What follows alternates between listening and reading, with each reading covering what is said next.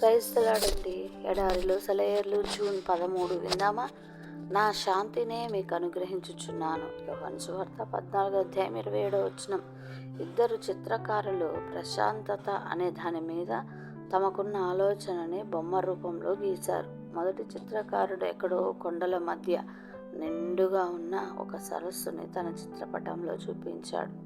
రెండో అతను తన క్యాన్వాస్ మీద భీషణమైన ఓ జలపాతాన్ని, దాని నొరగలపైన వంగి రేపో మాపో కూలిపోతుందేమో అన్నట్టుగా ఉన్న ఒక చిన్న చెట్టు, దాని కొమ్మ మీద జలపాతపు జల్లుకి దాదాపుగా తడుస్తూ తన గుడిలో కూర్చొని ఉన్న ఓ చిన్న పిచ్చుక, ఆ బొమ్మను హృదయంగా చిత్రీకరించాడు. మొదటి చిత్రం జడత్వమే, రెండోది విశ్రాంతి.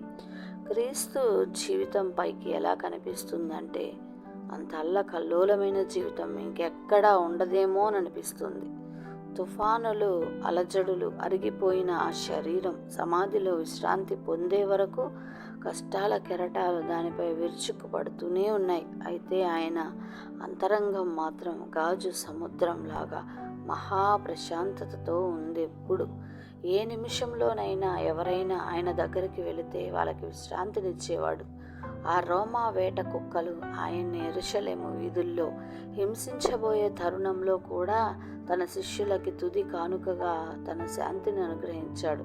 విశ్రాంతి అంటే దేవాలయంలో మనకి కలిగే పరిశుద్ధానుభూతి కాదు, దేవునిలో లోతుగా నాటుకున్న హృదయపు సంపూర్ణతే. నీ మనోవేదనలో నా శాంతినిస్తాను, విశ్రాంతితో ఉపశమింపజేస్తాను. ప్రార్థనల వలన ఫలితం లేకున్నా నా శాంతి నీకు ఇస్తాను.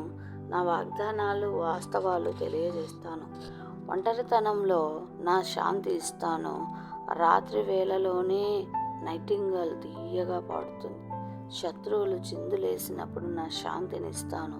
నిందల్లో నా సహవాసాన్ని రుచి చూపిస్తాను. ఘోర వైపరీత్యంలో నా శాంతిని ఇస్తాను. మహిమ బాటలో సిలువకి నడిపిస్తాను.